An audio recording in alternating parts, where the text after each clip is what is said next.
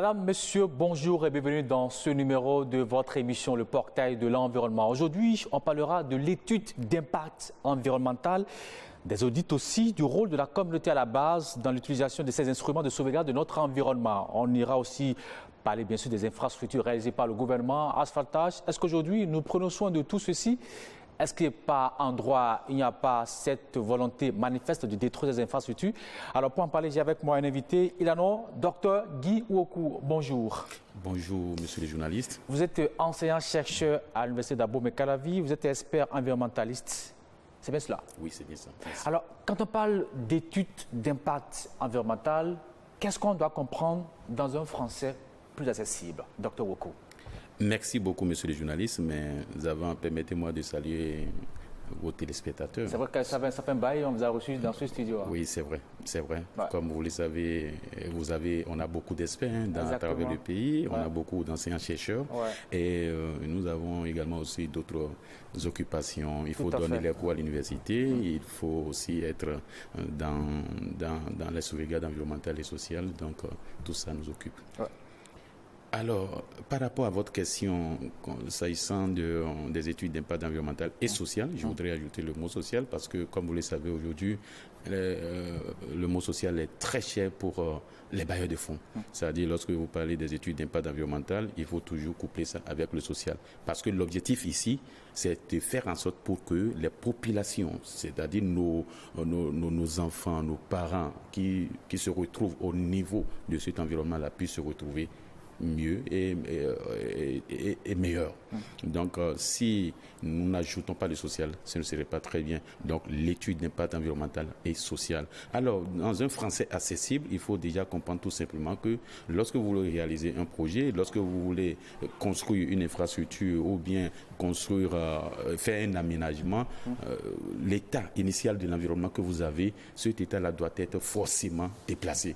C'est-à-dire d'un endroit T1 où vous avez par exemple la végétation qui est là, vous avez par exemple de l'eau, vous avez par exemple le sol qui est intact, vous avez par exemple l'air ambiant qui était très très vivable, mais lorsque vous commencez ces aménagements, c'est-à-dire que vous allez forcément dégrader, c'est-à-dire vous allez porter atteinte à ces 4 composantes dont je viens de parler. Nous avons le sol, nous avons la végétation, nous avons l'eau et puis nous avons l'air.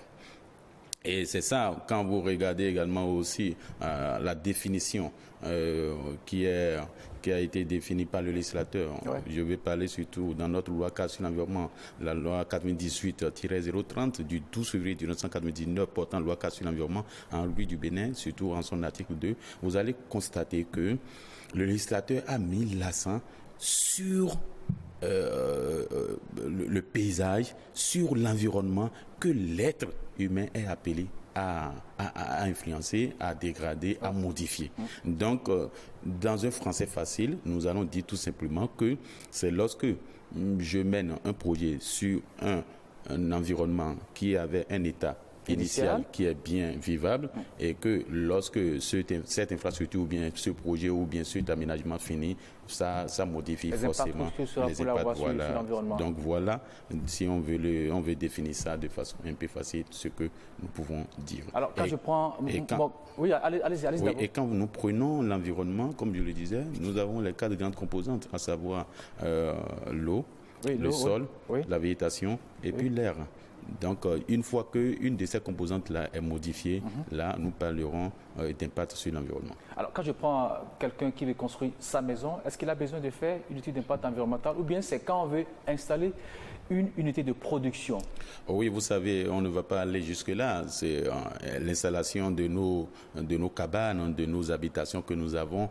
On n'a pas exigé ça, c'est-à-dire que le législateur n'a pas exigé ça. Mais le législateur a mis l'accent sur les projets. Je vais parler par exemple d'une boulangerie. Okay. Vous savez que d'office, il doit avoir des unités de production qu'il faut installer là. Il y a le four, il y a un certain nombre de choses que vous devez installer. Il y a les installations électriques et autres là. Donc, il faut forcément voir quels sont les impacts que tout cela pourrait... Il voit aussi peut-être éventuellement les déchets que cela Voilà, les déchets que cela pourrait générer, ainsi de suite. Alors que dans votre maison, quelle est la quantité de déchets que vous allez générer qui pourra en tout cas, qui pourra nuire le voisin ou bien, donc ce n'est pas aussi important. Mais attention, le législateur a mis l'accent sur le permis de construire. Et là, avant que vous n'obtenez votre permis de construire, il y a des architectes, pour ne pas dire des experts de la mairie, du ministère du cadre de vie, qui débarquent chez vous pour voir est-ce que ce que vous voulez faire là, est-ce que ça, voilà, ainsi de suite. Si vous voulez faire un R+1, tout ça, il faut que ça suive correctement égal aussi ce que vous avez. Alors, quelles sont les différentes étapes d'une étude d'impact environnemental et social?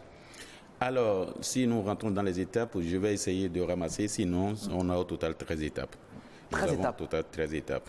Mais nous allons essayer de donner les étapes les plus principales. Okay. Alors, dans un premier temps, lorsque vous êtes un promoteur, lorsque vous êtes un investisseur et que vous rentrez dans le pays et que vous désirez de faire de l'investissement. Même les nationaux aussi peuvent le faire. Oui, même les nationaux. Voilà. Lorsque vous décidez de faire un promoteur, lambda, n'importe qui, même vous qui êtes là, monsieur Tchoki, vous pouvez décider de faire par exemple demain une boulangerie, ou bien vous pouvez décider de construire une usine de mèche, ou bien une usine de fabrication de ciment. Tout ce que vous décidez de faire par exemple demain, c'est que vous allez d'abord à l'Agence béninoise pour l'environnement. C'est là que je vais d'abord. C'est là que vous allez. Vous allez là, à défaut, si vous avez des connaissances directes, des relations, je veux dire, par rapport aux experts, vous pouvez contacter directement également aussi les experts. Comme moi, vous me contactez, je vais vous dire ce qu'il y a à faire. Okay. Donc, si vous n'avez pas connaissance et que vous êtes nouveau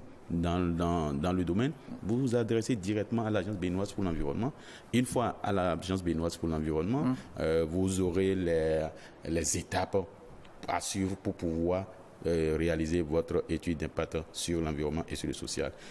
Une fois que vous quittez l'Agence béninoise pour l'environnement, l'Agence béninoise pour l'environnement vous orientera forcément, vous dira de quel projet vous avez, qu'est-ce que vous voulez faire, et vous donnera une liste des experts agréés, des cabinets d'expertise en environnement qui sont déjà connus sur le terrain et qui exercent bien le métier. Et on vous donnera cette liste-là et vous vous adressez, si vous voulez, peut-être à 4 ou bien à 3 parmi ceux-là pour dire voilà ce que je veux faire, et vous allez recevoir maintenant ce que l'on appelle les offres de ceux-là. Les offres, c'est quoi? Il y a la méthodologie, comment est-ce que vous comptez faire l'étude d'impact, et il y a également aussi l'offre financière qui va accompagner cela. Donc, une fois, ça veut dire quoi? Ça veut dire que déjà en amont, nous avons les TDR, pour ne pas dire les thèmes de référence, pour ne pas dire le cahier des charges. Une fois terminé cette étape des TDR et des offres, ça veut dire qu'il y a une activité qui vient même avant même les TDR, avant les offres, c'est-à-dire quoi? La remise du site. C'est-à-dire que vous, en tant que promoteur, vous nous amenez sur le site pour dire voici là où je veux faire mon activité, voici là où je veux réaliser mon infrastructure. Nous, en tant qu'experts, nous allons analyser pour voir est-ce que le site est éligible. Parce que vous n'êtes pas sans avoir, nous avons les sites Ramsar. Vous ne pouvez pas aller construire dans les zones humides, c'est pas possible. Nous avons des sites qui sont déclarés, des sites protégés. Vous voyez, vous ne pouvez pas. Et il y a des sites où, par exemple, il y a des sites publics ou bien des sites où des aménagements sont déjà prévus pour être faits. Vous ne pouvez pas aller occuper ces sites. Nous avons des sites où, par exemple, c'est des forêts sacrées qui sont là, ou bien c'est des espèces rares, des espèces protégées, des espèces endémiques. Vous ne pouvez pas aller dire que vous voulez faire un projet dans ces zones-là. Donc, nous analysons d'abord la zone, nous analysons le site pour voir est-ce que c'est un site écologiquement éligible. Si c'est éligible, nous donnons notre OK et puis on continue l'activité. Une fois cette étape passée, nous allons, nous, en tant qu'experts, nous allons nous constituer en équipe. Vous ne pouvez pas faire une étude d'impact environnemental sans un environnementaliste qui devait être d'abord le chef de mission, au moins Bac plus 5. Avec une expérience avérée d'au moins 5 ans ou 10 ans dans le domaine. Oui, et il faut également aussi un sociologue, parce que vous ne pouvez pas conduire les études d'impact environnemental et social sans faire ce que l'on appelle les consultations publiques. Je viendrai plus tard là-dessus.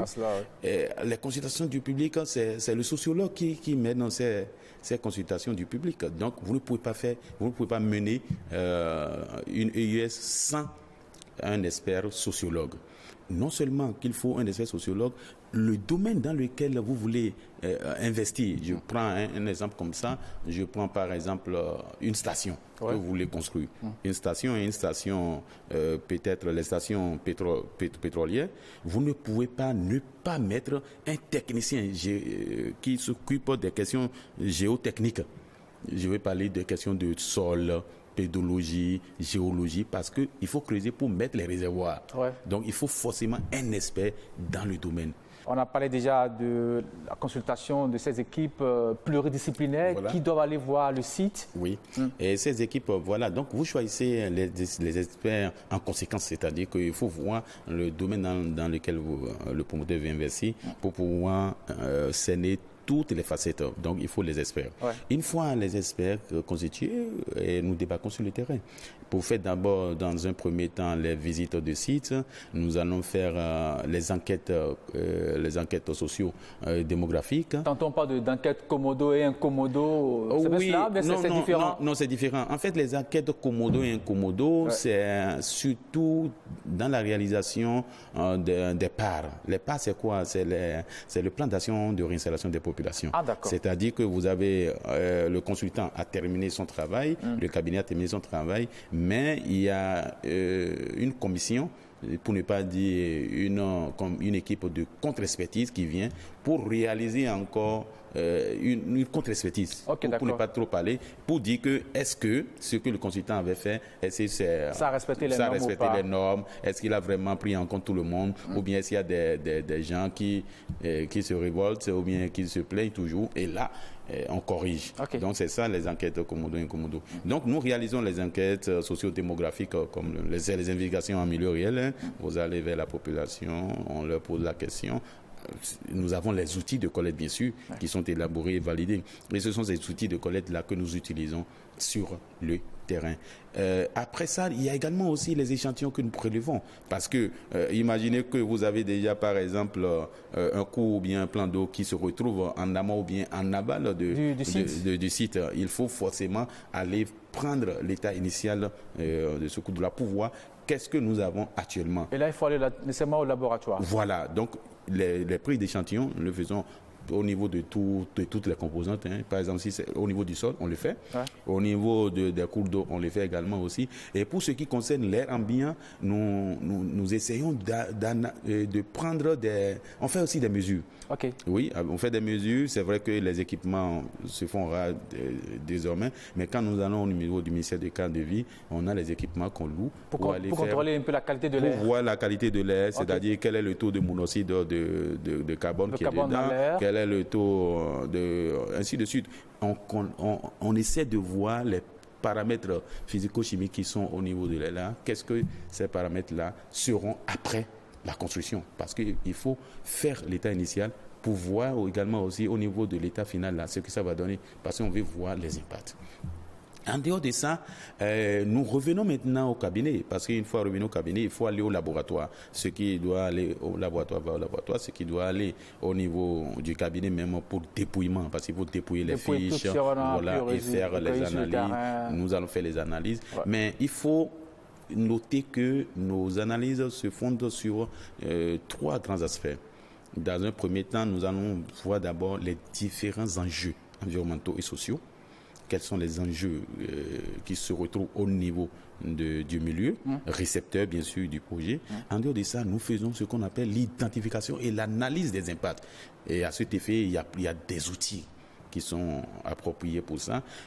Une fois l'analyse des impacts terminée, nous revenons maintenant sur l'élaboration du plan de gestion environnementale et sociale. Et c'est là où nous avons nous récapitulons ça à travers un tableau à 6 colonnes.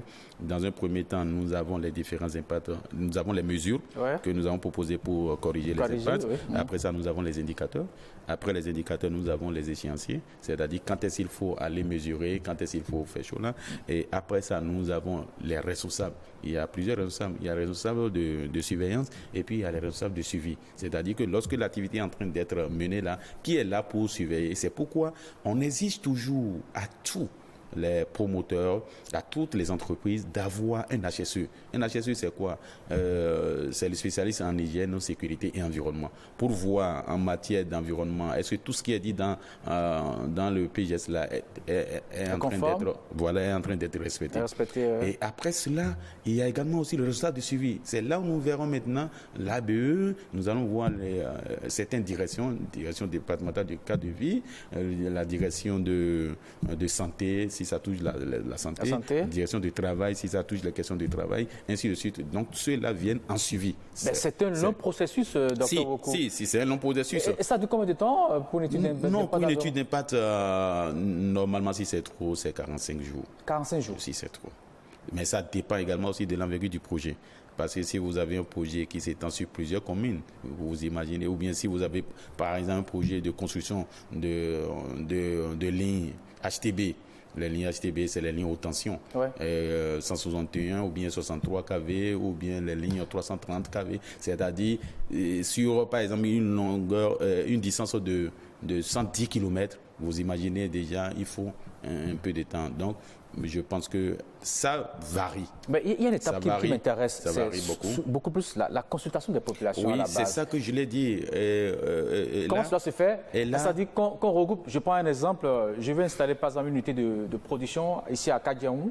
Est-ce qu'il faut appeler toute la population autour d'une table, discuter, voilà le sujet, le projet que nous avons. Est-ce que vous acceptez qu'on installe cela? C'est comme ça se passe ou bien... Oui. Ou bien on appelle seulement le délégué du quartier, quelques responsables? Vous savez que l'installation d'une infrastructure ou bien la réalisation d'un projet, le projet sera installé forcément dans un quartier. Ça ne peut pas être installé sur toute une ville, sur les 13 arrondissements, par exemple, de Cotonou, ce n'est pas possible. Non. Il faut forcément un arrondissement. Oui. Et à l'intérieur de l'arrondissement, il faut forcément un quartier. Oui. Donc, dans ce cas, c'est le chef quartier de cet arrondissement-là qui est d'abord le premier responsable concerné. Et après ça, il faut le CA de l'arrondissement en question. Et après ça, il faut forcément le maire. Donc, et après, il faut le préfet. Donc, la consultation du public doit prendre en compte toutes les formes de décentralisation. C'est-à-dire, vous quittez la préfecture, préfecture, vous venez au niveau de la commune, de la mairie, parce qu'il y a un papier fondamental ici qu'il faut souligner. Il s'agit bien sûr de l'autorisation d'occupation du site, qui est délivrée par le maire. Ce papier est signé par le maire. Autrement dit, si le maire n'a pas connaissance, et cette connaissance-là, le maire ne peut pas l'avoir si son chef quartier, si son CA ne lui fait pas le point. Donc, l'activité est menée, et puis voilà ceux-là qui sont impliqués, c'est-à-dire nous avons le CQ et ses conseillers, bien sûr. Nous avons le CA, et après le CA, nous avons le maire. Et au niveau de la mairie, ce n'est pas forcément le maire qui vient, mais il y a des cellules environnementales et sociales qui sont au niveau des mairies, qui s'occupent de ces dossiers. Donc, le chef de la cellule va se déplacer pour assister, pour aller voir d'abord, est-ce que tout le processus est respecté, est-ce que le site est écologiquement viable, éligible, ainsi de suite. Et après ça, maintenant, le maire va délivrer. Et le maire ne délivre que si la consultation publique a été bien réalisée et bien suivie. Et ensuite, comme vous l'avez dit... là, vous tirez par rapport à la population. Est-ce qu'on va pas... Non. Une fois que les autorités sont informées, c'est les autorités maintenant qui font le travail pour que vous ayez la population. Et parce que le CQ qui est ici, c'est les quartiers qui sont concernés. Si c'est un site où il y a par exemple 3 quartiers... déjà que le maire a accepté le chef d'arrondissement, le délégué, et que la population à la base dit non, on n'est pas d'accord pour cette infrastructure. Comment on fait? Non, le maire ne peut pas signer le papier sans la consultation du public. Ah, d'abord. Et la consultation du public est assortie d'une liste de présence et d'un PV, d'un procès verbal. Ah, d'accord. Donc c'est après consultation de tout cela, et c'est bien sûr son chef de service qui va lui faire le point. Après consultation de tous ces documents-là, que le maire prend maintenant l'arrêté. Bon, c'est une autorisation pour dire voilà, le site là, ça peut être occupé par telle infrastructure appartenant à tel monsieur ou bien à telle madame. Est-ce qu'il arrive que parfois que ces espaces à occuper ne soient pas donnés, ne soient pas autorisés par les populations? Si, même si les autorités au plus haut niveau pensent que déjà on a pris toute expression pour quand même respecter l'environnement. Non, vous savez, c'est ce que je dis. On ne peut pas passer, par exemple, la roue après le paysan, c'est pas possible. Vous voyez, c'est le paysan d'abord et la roue vient après. C'est-à-dire quoi? On fait d'abord la consultation du public, et c'est quand on voit que la population a adhéré au projet, la population voit à travers tout ce qui a été présenté par le consultant, c'est-à-dire les impacts positifs, les impacts négatifs, la population fait ce qu'on appelle la balance pour voir est-ce que c'est bon pour nous, on veut prendre nos enfants pour la main-d'œuvre locale, il y aura d'emplois qui sera... Je vais prendre un exemple qui fait souvent bruit dans nos différentes localités, c'est l'installation des pylônes pour les GSM. Vous savez, souvent, on ne maîtrise pas trop toutes les conséquences que cela peut créer. Et parfois, ça fait beaucoup de bruit. Oui. C'est ça. Vous savez, ça, par exemple, moi, je savais que peut-être vous aurez peut-être une émission spéciale et puis nous allons le faire. Oui, on a déjà fait une émission. Nous avons fait également aussi le constat. C'est-à-dire, la majorité des GSM aujourd'hui installent seulement ces pylônes-là sur les dalles. Et puisque le propriétaire de cette dalle-là ou bien de cette maison-là a peut-être 150 000 francs par mois, il s'est dit, bon voilà, ça marche, c'est très bien pour moi, alors que ça a des impacts. Non seulement les impacts sur ses enfants, sur ce propriétaire et ses enfants et sa famille, mais également aussi sur tout l'entourage. Parce que les têtes disent qu'il faut prévoir au moins une distance de 500 mètres. Avant de penser qu'il peut ne pas avoir de nuisance. Mais regardez, on installe ça même sur la dalle, là où les personnes vivent, à l'intérieur même de la maison. Donc les impacts sont énormes. Mais ces autorisations, qui les ont données? Qu'est-ce qui a donné toutes ces autorisations? Non, mais c'est ce que je vous dis, pas d'autorisation. C'est vous êtes propriétaire de votre maison. Et les gens, ils viennent vers vous. Moi, j'ai eu, c'était l'année passée, j'ai eu ils étaient venus vers moi pour dire voilà, nous allons vivre votre maison, c'est bien, et votre dalle, puisque ce n'est pas occupé, est-ce que vous pouvez nous céder ça? Je les ai dit, je suis un environnementaliste, c'est pas possible. La seule chose que je peux vous faire, c'est si vous êtes d'accord pour réaliser l'étude d'impact environnemental et social. Et cette étude d'impact sur l'environnement et le social, ça va vous coûter environ peut-être 2 millions, 3 millions. Parce que ce n'est pas grand-chose, donc on va le faire rapidement, ou bien même... et là, après ça, maintenant, moi, je peux vous céder. Mais tant que vous n'ayez pas le certificat de conformité environnementale et sociale, moi, je ne peux pas accepter. Ce n'est pas possible. Et quand j'ai dit ça, ils ont dit, bon, nous, on a fait ça à tel endroit, on a fait ça à tel endroit, mais les gens ne nous ont pas exigé ça. Mais pourquoi vous nous exigez?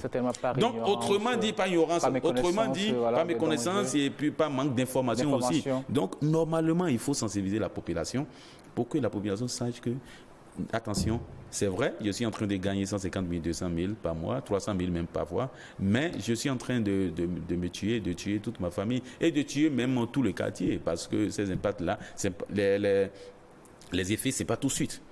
Mais à la longue, vous aurez les effets, c'est clair. À part ces éléments de téléphonie mobile, il y a aussi, par exemple, à tout hasard, les morgues qu'on installe parfois dans certains quartiers. Est-ce que toutes ces morgues, on a pu faire les études d'impact environnemental et social, Dr Wokou? Oui, bon, vous savez, aujourd'hui, moi, je pense que pour ce qui concerne les morgues, il y en avait déjà fait au moins 2. Il y avait 2. Si c'est une morgue qui devait être référencée, c'est-à-dire une morgue où on peut dire, bon, c'est bien connu tout ça, vous devez réaliser votre étude d'impact environnemental et social. Sinon, ce n'est pas possible.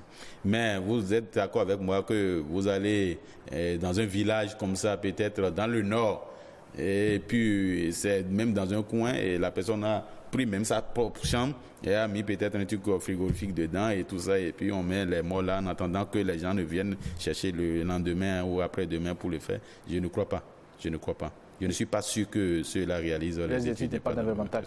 Mais les morgues, les funérariums que vous avez, par exemple, un peu partout, bien connus, et là, Je crois bien, parce que...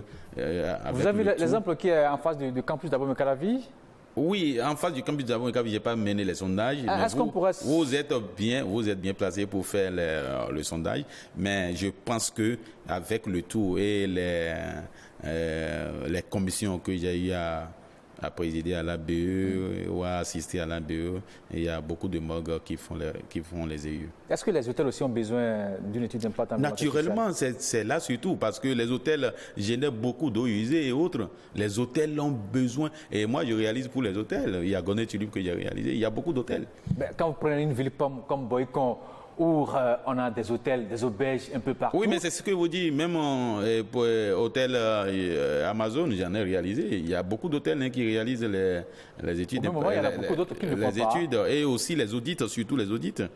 Il y a beaucoup de... À moins que votre hôtel, là, c'est un petit hôtel ou bien... Ah oui, vous pensez que quand on a un petit hôtel, on ne fait pas d'études? Non, quand je dis petit hôtel, c'est... Enfin, écoutez, oui, mais je suis d'accord, mais quand je dis petit hôtel, c'est que vous avez conçu peut-être 3 chambres pour faire auberge, vous voyez, et c'est comme une maison. Il y en a même que lorsque la galère s'installe, la pauvreté s'installe, ils transforment leur maison en auberge. Et puis on peut laisser faire, c'est ça? Non, mais c'est que ce n'est pas déclaré, comme vous le savez. Lorsque vous ne déclarez pas, l'autorité ne peut pas avoir, vous savez, il y a combien de cadres. Sinon, l'ABE doit quand même veiller à tout ceci. Voilà, c'est ce qu'on veut dire. Mais normalement, c'est l'autorité qui doit veiller. Même les GSM, là, ça c'est un sujet très très sensible. Les GSM, les pylônes qui sont installés, ça, l'autorité peut faire quelque chose. Et quand je parle de l'autorité, je vais parler de direction départementale du cadre de vie. Et je vais parler également aussi des autorités au niveau de la mairie. Parce que, vous savez, il n'y a pas ce projet-là qui sera réalisé si ce n'est pas que sur l'autorisation du maire. Ce n'est pas possible. À l'ABE, ils vont rejeter s'il n'y a pas l'autorisation d'occupation du site. C'est ça, rejeter. Il n'y a rien à foutre. Quand on prend par exemple le cas des GSM dont nous parlons aujourd'hui, vous allez ici à Cotonou, vous voyez ces pylônes un peu partout dans les quartiers. Oui, mais c'est ce que j'ai dit. Ça dit que le maire donne l'autorisation pour qu'on installe tout ceci. Non, mais c'est pourquoi j'ai dit normalement la cellule environnementale au niveau de chaque mairie doit prendre les taureaux par les cornes en disant attention, nous allons faire des visites au pilé pour voir ceci-là. Est-ce qu'ils détiennent, ils vont demander, ils font les enquêtes parce que c'est sur leur territoire et le maire a autorité sur le commissariat, tout ça pour débarquer les forces de l'ordre pour aller visiter les trucs, c'est possible. Alors, parlons maintenant des audits. Parce qu'après les études d'impact environnemental, il faut des audits. Oui, il faut les audits. C'est chaque année qu'on le fait, chaque 2 ans. Comment cela est organisé, ces audits? Merci. Alors, vous savez, quand vous êtes au niveau des... D'abord, il faut parler de l'EIE. En fait, c'est l'EIE qui... Ça veut dire quoi, l'EIE? Qui fait sortir. L'EIE, c'est l'étude d'impact environnemental et social. C'est ça qui oblige même l'audit. Parce que l'autorité, je veux parler du ministre du cadre de vie et du développement durable, lorsque le ministre veut vous signer le certificat de conformité environnementale et sociale, il y a toujours le plan de gestion environnementale et sociale là qui est annexé à votre certificat. C'est vrai, vous avez le passeport, mais il y a le PGS là qui constitue l'outil que vous devez, l'instrument que vous devez mettre en œuvre, c'est-à-dire exécuter de bout en bout. Si vous avez par exemple au total 20 mesures dedans, vous devez exécuter les 20 mesures selon les indicateurs que l'on a définis dans le plan de gestion environnementale et sociale. Donc une fois que vous obtenez le certificat de conformité environnementale et sociale, nous avons notre loi cadre sur l'environnement, la loi 97, la loi 98-030 du 12 février 2019. Oui, et il faut féliciter l'ABE parce que il faut féliciter l'ABE. L'ABE est en train de faire un travail important pour la relecture, pour l'actualisation de cette loi. Et notre loi 98-030 dit déjà en son article 94 que tout promoteur doit réaliser son audit environnemental et social chaque année. Chaque année? Oui, chaque année. C'est ce qui est dit. Donc, une fois... Et qui commande cela? C'est l'ABE qui commande? Non, ça c'est interne. Ah, c'est à l'interne? Oui, l'article 94... Donc, que chaque unité devrait faire l'audit interne.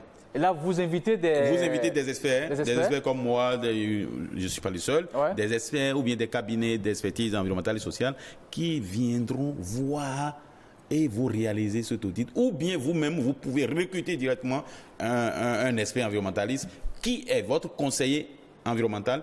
Vous qui êtes du domaine, Dr. Oku, est-ce que vous pensez que vraiment que ces unités respectent ce délai d'1 an pour faire des audits chaque année? Est-ce que les gens vous respectent vraiment?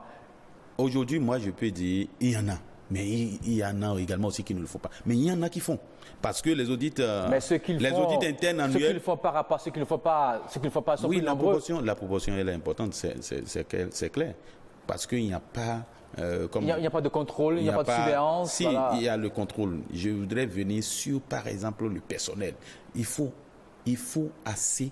Vous voulez dire qu'il faut renforcer l'ABE, c'est ça, en personnel? Il faut renforcer le personnel le personnel qui doit faire l'inspection. Ça, c'est les inspecteurs, environnementaux et sociaux. Et ces inspecteurs-là se retrouvent au niveau des directions de cadre de vie. Donc, mais ils ne sont pas nombreux. Donc, au niveau de la loi, nous avons l'article 94 qui nous parle déjà des audits internes, des audits environnementaux les audits environnementaux et sociaux internes.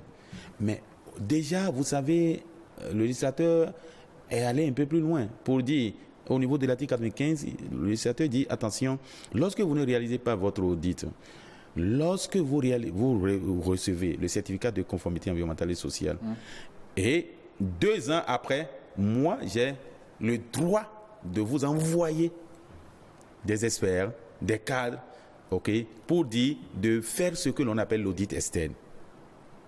C'est ça. Vous, expert ou bien simple population? Oui, mais c'est l'ABE qui décide, et c'est une équipe pluridisciplinaire. Et dedans, il y a toujours les personnes ressources comme nous. Donc il y a l'inspecteur. Donc la population ne peut pas quand même se plaindre par rapport à... Si, ça c'est une autre facette que nous pouvons développer. C'est que, ici, la loi donne le privilège, la loi donne la force à l'ABE de faire ces visites inopinées que nous appelons audit externe. On vous envoie, vous en tant que promoteur unité, attention, vous avez reçu notre certificat de conformité environnementale et sociale, ça fait aujourd'hui 2 ans. Donc nous, demain là, préparez-vous à recevoir notre équipe d'audit externe. Et cette équipe-là, comme je vous l'ai dit, c'est une équipe pluridisciplinaire, parfois de 4 personnes, composée par la direction générale de l'ABE et qui nous envoie sur le terrain. Et là, nous, on fait l'audit externe. Et nous allons relever les non-conformités, nous allons relever également aussi les conformités. Et par le cas, ce niveau, beaucoup de choses se font. On peut vous corrompre. Jamais. Vous ne donnez pas les résultats comme ça se doit. Non, c'est ce que j'ai dit. Et vous savez, moi, j'ai fait ma formation en audit là, à Jess Environnement. Et il y a le serment que vous prêtez.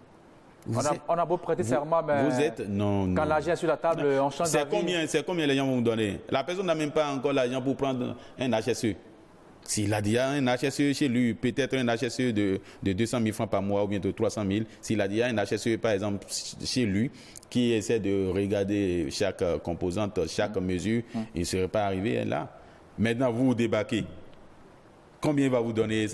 La personne n'a même pas déjà l'argent pour aller recruter un HSE. Pour lui payer par an, là, je suppose environ 2 millions. Combien il va vous donner, vous, en tant que consultant? Ça vous suffit? Je ne crois pas. Et c'est là où il y a également aussi, il y a l'éthique, que vous ne devez pas oublier. Il y a la déontologie du métier, il y a l'éthique. Donc, quand vous regardez tout ça, vous ne pouvez pas fléchir devant des miettes pour dire non. Moi, je suis allé faire un audit dans la SAZOF, la zone franche de Lomé, et j'étais rentré, c'est un Libanais, et ils font les trucs de Vivalet. Vivalet, c'est au bord de la voie, quelque part là. Et puis on est allé, il dit, bon, écoutez, voilà, bon, parce qu'il y a la réunion d'audit que nous faisons à l'entame de l'activité. Il y a la réunion d'ouverture de l'audit que nous faisons et à la fin, on fait la réunion de clôture. À la réunion d'ouverture, là, on a fait sortir de thé, tout ce qu'il faut. J'ai dit non, moi, j'étais le chef d'audit. J'ai dit, c'est pas possible, ça ne se fait pas. C'est juste pour vous accueillir, pourquoi vous refusez ça ne se fait pas. Nous sommes là pour une activité. Mais lui ne sait pas. Lui vous accueille en tant que chef d'entreprise. C'est une forme. C'est pour vous dire que c'est une forme déjà de corruption que déjà nous on a repoussé. Et après ce thé, vous refusez. On a refusé. Il n'y a pas eu des billets de banque. C'est pour vous dire que des enveloppes. Non, monsieur Tchoki. C'est pour vous dire que déjà, si nous avons refusé, ce qui est juste, simpleté, c'est pas l'argent qu'on va accepter. On peut refuser le thé et prendre des enveloppes. Non. On a refusé le thé Et encore à un autre endroit, c'est Doualon. On était à Doualon. Doualon, ils fabriquent les insecticides là. Ouais. Je vais parler des trucs spirales là, ceux qui tuent les moustiques. Ouais. Ils fabriquent ça, mais c'était invivable. Et j'étais avec d'autres dans l'équipe, d'autres experts dans l'équipe, le professeur Yabi, tout ça. Et comme j'étais le chef, il a pris mon numéro, il m'a appelé le soir pour dire de passer. Je suis parti, vous savez combien? Il m'a remis de l'argent, une enveloppe. Mais j'ai refusé. Vous êtes sûr que vous avez refusé? Si, c'est moi. Apparemment, vous ne me connaissez pas. Non, j'ai refusé. J'ai refusé parce que je me suis dit, ça veut dire j'ai trahi la déontologie du métier de l'audit. C'est pas bon. Parce qu'une fois que vous faites ça, vous êtes appelé à fermer les yeux sur un certain nombre de choses. Mais vous n'êtes pas seul. C'est pas fini. Et lorsque le travail termine, parce que souvent ces projets-là, c'est le projet financé par la Banque mondiale, on envoie ça au bailleur. Le bailleur a son équipe d'expertise environnementale. Il y a les spécialistes en sauvegarde environnementale et sociale qui sont là-bas. Ouais. Ils vont dire, mais c'est pas possible. Nous, on a effectué telle mission la fois passée. On a déjà constaté, par exemple, qu'il y a 5 non-conformités. Mais comment se fait-il que tout de suite, là, vous venez et que vous trouvez que tout est nickel? C'est pas bien. Tout ne peut pas être conforme. Donc déjà, vous étayez votre expertise au niveau des banques multilatérales. Parce qu'ils vont dire, bon, attention, ce monsieur, quand il vient, il dit que tout est vert.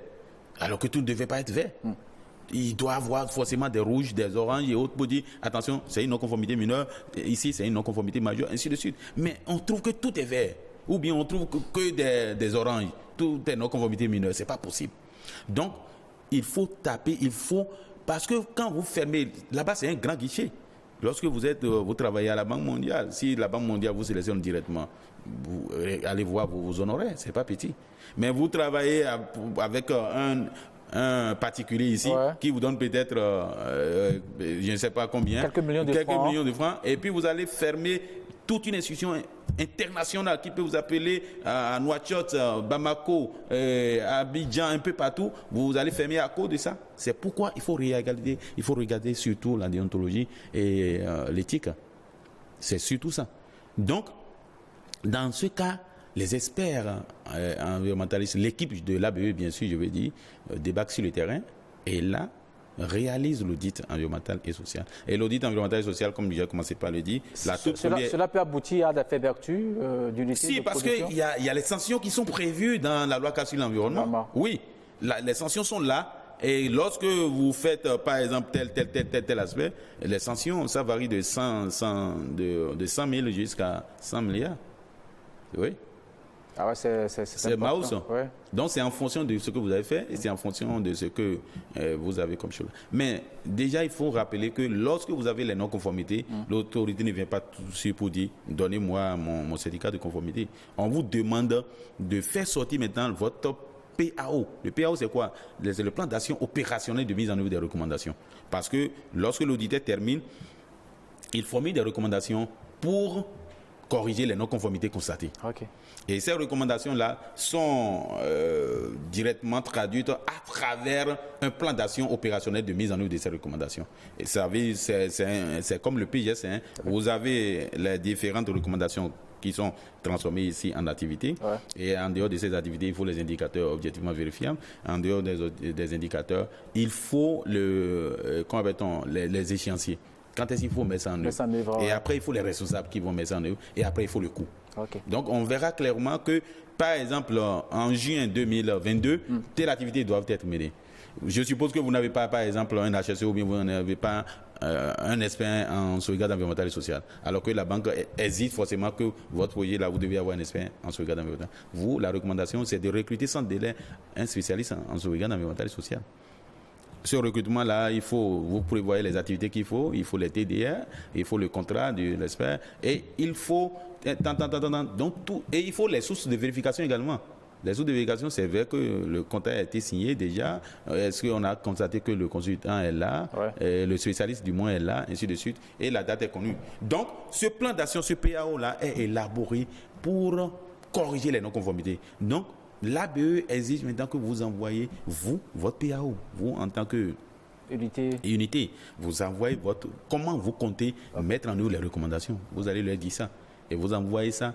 est au niveau de l'Agence béninoise pour l'environnement. Et l'Agence béninoise commence par suivre ça encore. Et lorsque vous finissez maintenant, l'Agence béninoise vient pour voir si les non-conformités là. Et attention, puisque vous ne réalisez pas les audits environnementaux et sociaux internes, vous devez commencer par le faire maintenant. Donc l'année qui va suivre, vous devez réaliser l'audit environnemental interne. Okay. Parce que ça fait une non-conformité majeure pour vous aussi. Oh. Dans le cadre de ce qui a été déjà fait. Okay. Donc on vous dit, il faut corriger ça. Donc vous devez réaliser l'audit environnemental interne. En réalisant cet audit, vous envoyez une copie parce qu'il y a le décret 2017-332 du 6 juillet 2017 portant organisation des procédures de l'évaluation environnementale en République du Bénin qui stipule en son article 87 que vous, en tant que promoteur, vous devez réaliser votre audit environnemental et social interne que vous déposez un pli à l'ABE au plus grand tard le 15 décembre de chaque année. Ah oui, de chaque année? De chaque année, au plus grand tard le 15 décembre de chaque année. Ah ben, j'aurais bien voulu avoir un responsable de l'ABE pour me dire est-ce que vraiment ces unités, toutes ces unités que nous avons dans notre pays respectent cette disposition de la loi 4 sur l'environnement. Enfin, je doute très fort que beaucoup puissent le faire. Vous pouvez demander au DG et il vous répondra facilement. Est-ce que aussi les unités de l'État doivent aussi avoir des études d'impact environnemental? Je prends par exemple le cas de projet asphaltage. Est-ce qu'on a fait d'études d'impact pour tout ce qu'on a construit pour le pays aujourd'hui? Pour ce que je sais que j'ai participé un peu, mais je sais que... Parce que c'est pour l'État. L'ABE, c'est l'État. Est-ce que vraiment il y a cette pression? Je vous dis que, en dehors même du projet asphaltage, qui est venu après le décret 2017 qu'on a pris tout ça, je vous assure, tout est respecté. Okay. Ils ont respecté. Je ne suis pas le directeur général de l'ABE, mais je vois. C'est public, vous pouvez aller et puis vous jeter un coup d'œil, vous allez voir les rapports. Parce que les rapports qui sont validés là sont là. Okay. Vous pouvez chercher à voir pour tel projet là, je veux voir un rapport et on va vous donner et puis vous allez vérifier. Moi, je peux vous affirmer, vous avouer ici et affirmer et même dire que en dehors de ces projets, du projet asphaltage dont vous parlez là, les projets du PAG sont, c'est-à-dire, ils sont tous sujets c'est-à-dire, ce n'est même pas, au préalable on ne va même pas dire presque, c'est tout. Pour preuve, actuellement là, il y a le projet pas d'SPE qui est en train d'être réalisé. Il y a le projet pas d'SPE, nous avons le projet PASE, il y a beaucoup de projets maintenant dans le domaine énergétique. Tous ces projets-là sont soumis forcément à ce qu'on appelle aux instruments de sauvegarde environnementale et sociale. Pas forcément l'EIS, mais il y a les audits, il y a le CGS, il y a beaucoup d'instruments de sauvegarde environnementale et sociale. Donc, pour ce que je sais que pour le projet pas d'SBE dont je vous parle, et c'est le promoteur Vinci Énergie qui est là-dessus, il respecte à la lettre tout ce qui est fait. Je dis même tout ce qui est demandé par les autorités. On dit, attention, la loi dit quoi? Il faut faire. Il n'y a même pas à faire c'est parce que c'est pour le PAG2, il faut contrôler. Non, c'est obligatoire. OK. Et vous savez quoi? Ça, c'est pas un secret. Le délai, je veux dire, c'est pas parce que c'est pour l'État, il faut lambiner, il faut traîner. Non. Le délai, même parfois là, c'est-à-dire tout le monde est mobilisé là-dessus. Du plus petit jusqu'au plus grand. Mm-hmm. C'est pour vous dire que, attention, il y a quelque chose qui est en train d'être changé. Et il y a un suivi rigoureux en termes de respect des normes environnementales et sociales, des outils de sauvegarde environnementale et sociale qui sont en train d'être. Alors, on va aussi aborder un peu cette loi qui est votée, qui a fait la joie de plus d'un. C'est bien sûr la loi, le Code sur l'hygiène et l'assainissement. Ça vient certainement aussi compléter tout ce qu'on fait en matière de protection de nos infrastructures, de surveillance de ces unités de production qui, par moment, ne respectent pas les normes environnementales. Vous voyez du nouveau par rapport à cette loi qui est sortie, Dr Wokou? Oh oui, moi je vois du nouveau parce qu'on en parle d'assainissement. Vous n'êtes pas sans savoir que ça, je vais peut-être vous étonner. Hein. Il y a des gens qui ont des toilettes modernisées et remodernisées dans leur maison. Mais c'est quand ils vous raccompagnent au portail là qu'ils profitent pour faire pipi. Peut-être que vous aussi, dans votre voiture, quand vous mangez un biscuit, vous jetez par-dessus votre vitre le sachet plastique. Vous le faites parfois, il vous arrive de le faire par moment. C'est bizarre. La banane, vous le faites, les oranges. C'est bizarre parce que je ne vais pas dire que je suis nickel, mais je tente. Je tente et puis je m'efforce de donner l'exemple par rapport à ce qu'on appelle la propreté, l'assainissement. Tout simplement parce que c'est quoi? Vous savez, vous ne pouvez pas avoir une belle maison et ne pas vous abonner aux structures de ramassage. C'est pas possible. Encore que l'État vient de donner plus ou moins vraiment au prélèvement qu'on devait faire sur les factures et autres. Donc c'est pour vous dire que le problème se situe au niveau de manque de volonté manifeste. Alors qu'est-ce que ça explique alors? Je dis bien manque de volonté manifeste. Et là, je ne vais pas dire, parce que la fois passée, j'ai fait un cours de normes et qualité à l'université pour mes étudiants de master. J'ai constaté que il y a beaucoup qui disent qu'ils sont pressés ou bien pas manque de toilettes mobiles, de toilettes installées au bord des voies là, qu'ils ne savent plus quoi faire.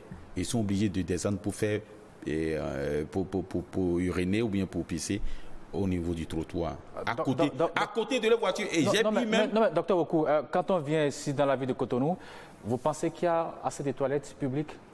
Vous voulez dire qu'il y a assez de toilettes publiques? Que par exemple, quand je suis dans ma voiture et que je suis prêt par le besoin, et on dit aussi au même moment qu'on ne doit pas trop garder de l'urine? Je vous dis, d'abord, dans un premier temps, je vais revenir sur ces questions. Ouais. J'étais la fois passée dans un pays, ils ont installé des toilettes chaque 15 mètres, chaque 45 mètres. Ben on n'a pas encore ici. On n'a pas ici. Peut-être que les autorités y pensent, mais simplement, on n'a pas encore ici. Mais, je voudrais donner l'exemple que mon étudiant a dit. Okay. Il dit, il a quitté l'université. À Bon-et-Calavi. À Bon-et-Calavi. Ouais. Pour aller à Godomé. Et entre Calavi, que toi tu as quitté, il y a des infrastructures, il y a des toilettes un peu partout aujourd'hui, où tu donnes juste 25 francs ou bien 50 francs et tu fais ton pipi et tu es à l'aise. Et tu rentres dans ta voiture. Lui, il a quitté l'université où il y a les toilettes et puis il prend sa voiture maintenant et c'est arrivé juste un peu après l'université, un peu avant Ita, le carrefour Ita, il descend. Et il dit que pour que les gens ne le voient pas, il est resté à côté dans la voiture comme ça, à côté. et il arrose son poulet. Il a fait pipi au niveau du trottoir là. Autrement dit, il a uriné dans sa voiture. Ça, il a avoué. Il a dit. Mais ils sont nombreux à le faire. Et j'ai dit, voilà, et j'ai dit, ce que tu as fait est mieux, ce n'est pas un petit. C'est un étudiant, parce que les étudiants de master, vous savez, ils sont déjà en fonction. C'est pas un petit, puisqu'il a même une voiture. Et j'ai dit, vous voyez ce que vous venez de faire, ça là, qu'est-ce qui t'empêchait de faire ton pipi de l'autre côté? Il vous dira que le pipi l'a pas pris. Non, il a dit qu'il était trop pressé.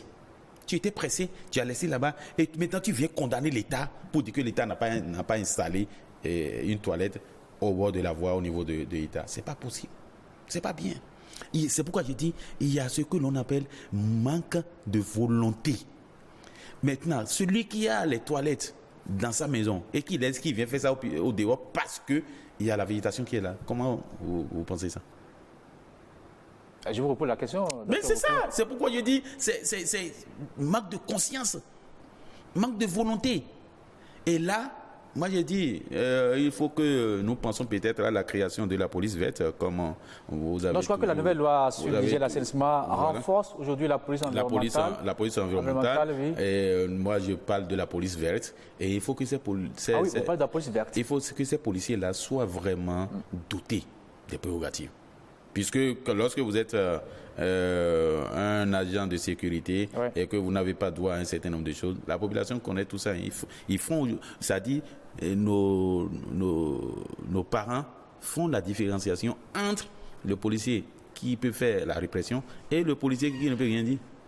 Parce que la police municipale, quand vous les voyez, les gens sont dans une tenue où déjà, on se dit, bon, ça là, c'est quoi? Ça, on n'a pas besoin, bon, lui, il ne peut rien faire. Mais quand c'est le vrai policier de la police républicaine, vous voyez comment on respecte à la lettre. Alors, docteur Oku, on me dit que le temps est déjà fini. Si vous avez quelque chose à dire aux populations pour le respect de cette nouvelle loi qui est votée et déjà promulguée par le chef d'État, vous leur direz quoi par rapport sur l'application de cette loi? Est-ce qu'il ne faut pas aussi la vulgariser et maintenant taper du poing sur la table, ou du moins sévèrement frapper ceux qui vont enfreindre à cette loi? Merci. Moi, j'ai déjà toujours dit, il faut toujours prendre d'abord les mesures, il faut d'abord prendre les lois avant de demander si la personne ne respecte pas ou pas. Mais il faut aussi des infrastructures, docteur Oku. Non, je n'ai pas refusé, mais j'ai dit, ça par exemple, ça interpelle la conscience de tout le monde. Les infrastructures, ce n'est pas uniquement, il y a la mairie qui est là, il y a même les personnes, si nous prenons un responsable privé, il peut installer une infrastructure au bord de la voie. Vous avez par exemple, il y a la Soveba qui est là. La Soveba peut installer des toilettes au bord de la voie. Nous avons nous avons les cimenteries qui sont là. Il ne faut pas toujours condamner l'État pour dire l'État. Même vous qui êtes là, vous avez de l'argent, vous pouvez installer une toilette juste au niveau de votre fond. Voilà. Vous l'avez fait d'abord, vous? Non, je ne l'ai pas fait. C'est pour dire que ça concerne, ça interpelle la conscience de tout le monde. De tout et chacun. Et surtout, c'est vrai, il y a les autorités. Les autorités doivent veiller à ce que la loi soit appliquée. Et comme vous l'avez dit, il faut d'abord la vulgarisation. Il faut sensibiliser. Et c'est là où moi, j'interpelle la conscience de tout le monde. Parce que la vraie vulgarisation, c'est d'abord vous, les mass médias. Après les mass médias, nous avons également aussi les ONG qui sont sur le terrain. Et en dehors des ONG, mais il faut que chacun de nous sache que, attention, nous avons une conscience. Et je donne un exemple. Vous prenez le fou. Est-ce que le fou, après avoir ramassé les trucs là sur le tas d'ordures, est-ce qu'il s'assoit là pour manger? Il quitte là pour venir là où le cadre est un peu assaini pour s'asseoir, pour commencer par faire ses désordres. Il ne reste pas sur le tas d'ordures. Même le fou fait la différence entre le cadre qui est sain et le cadre qui n'est pas qui est insalubre. À plus forte raison, nous qui sommes bien en forme. Donc, moi, j'interpelle tout le monde, toute la population, à savoir que l'assainissement, sans l'assainissement, il n'y a pas de bonne santé. Même si vous avez des milliards, si le cadre, si le milieu n'est pas assaini, vous ne pouvez rien faire. Merci beaucoup. Et inviter les promoteurs d'entreprises, les promoteurs de sociétés à réaliser les audits environnementaux et sociaux. Ça les sauve. Parce que demain, vous ne savez pas celui-là qui va habiter à côté de vous. Et que vous ne réalisez pas vos audits. Et il y a un souci. Vous allez devant le tribunal, vous allez faire la prison facilement. Merci beaucoup à vous, Dr Guy Wokou. Je rappelle que vous êtes enseignant-chercheur à l'Université d'Abomey-Calavi, aussi expert environnementaliste. Avec vous, on a parlé de fond en comble de l'étude des impacts environnementaux, même si on n'a pas eu assez de temps, mais quand même on a creusé, on a permis aux gens de mieux comprendre ce qu'on entend par étude d'impact environnemental. Il faut le faire, c'est nécessaire pour toute unité de production. On a aussi flairé un peu la loi, le code d'hygiène et d'assainissement. Certainement, on aura un autre créneau pour aller plus en profondeur. Je le souhaitais aussi parler un peu de tout ce qui est fait par le gouvernement aujourd'hui en matière d'asphaltage. On aura certainement une autre occasion. Merci beaucoup à vous. C'est moi qui vous Bonsoir sur vous et à la prochaine.